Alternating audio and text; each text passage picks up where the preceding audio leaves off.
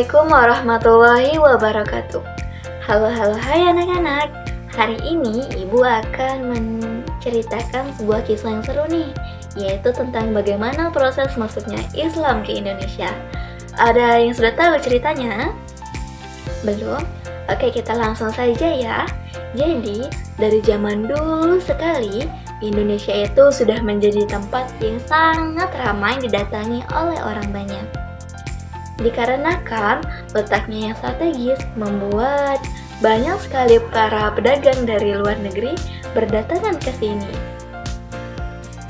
Seperti dari Timur Tengah, dari India, dari Malaka, bahkan dari Cina. Nah, banyak dari pedagang ini sudah beragama Islam. Jadi sambil berdagang, mereka membantu proses penyebaran agama Islam kepada masyarakat sekitar.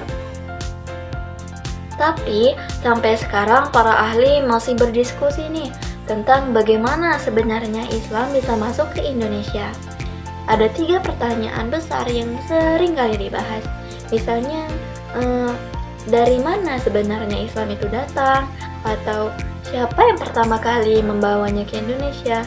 Dan sejak kapan Islam itu mulai masuk ke Indonesia? Dari pertanyaan-pertanyaan inilah muncul beberapa teori nih.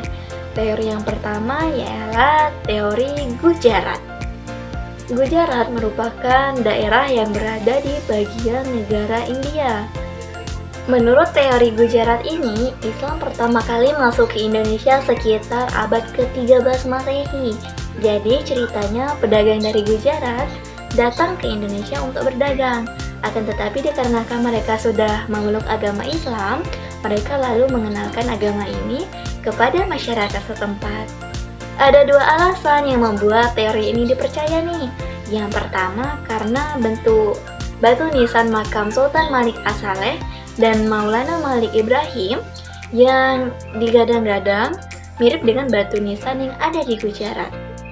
Sultan Malik As-Saleh ini adalah raja dari kerajaan Samudra Pasai yang berada di Aceh. Kedua, sejak lama sekali masyarakat Indonesia memang sudah menjalin hubungan baik dengan para pedagang dari India. Walaupun begitu, teori ini juga punya kelemahan nih. Ada beberapa orang yang meragukan apakah benar pedagang dari India adalah orang pertama yang membawa Islam ke Indonesia. Selain itu, hanya karena batu nisannya yang mirip, belum tentu berarti Islam berasal dari Gujarat. Apalagi pada masa itu, pengaruh Hindu dan Buddha di India masih sangat kuat. Karena ada keraguan itu, maka muncullah teori baru, yaitu teori Persia.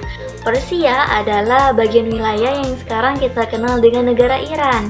Menurut teori ini, Islam masuk ke Indonesia pertama kali pada abad ke-7 Masehi yang dibawa oleh para pedagang Persia. Teori Persia didukung oleh beberapa bukti menarik nih. Salah satunya adanya kemiripan budaya antara masyarakat Persia dengan masyarakat di Nusantara, khususnya tradisi memperingati 10 Muharram atau Hari Asyura. Tradisi ini dapat kita lihat pada upacara Tabot di Bengkulu ataupun Tabui di Sumatera Barat. Selain itu, terdapat pula beberapa kosakata Persia yang terserap ke dalam bahasa Melayu. Namun, teori Persia ini juga masih diperdebatkan. Ada ahli yang mengatakan bahwa buktinya ini masih kurang kuat.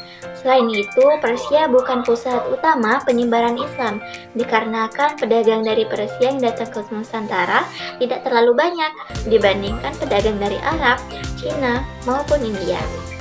Nah anak-anak, itulah cerita tentang teori masuknya agama Islam ke Indonesia. Semua teori ini punya kelebihan dan kekurangannya tersendiri. Sampai sekarang para ahli juga terus mencari bukti agar kita bisa tahu lebih jelas siapa yang pertama kali menyebarkan Islam di Indonesia.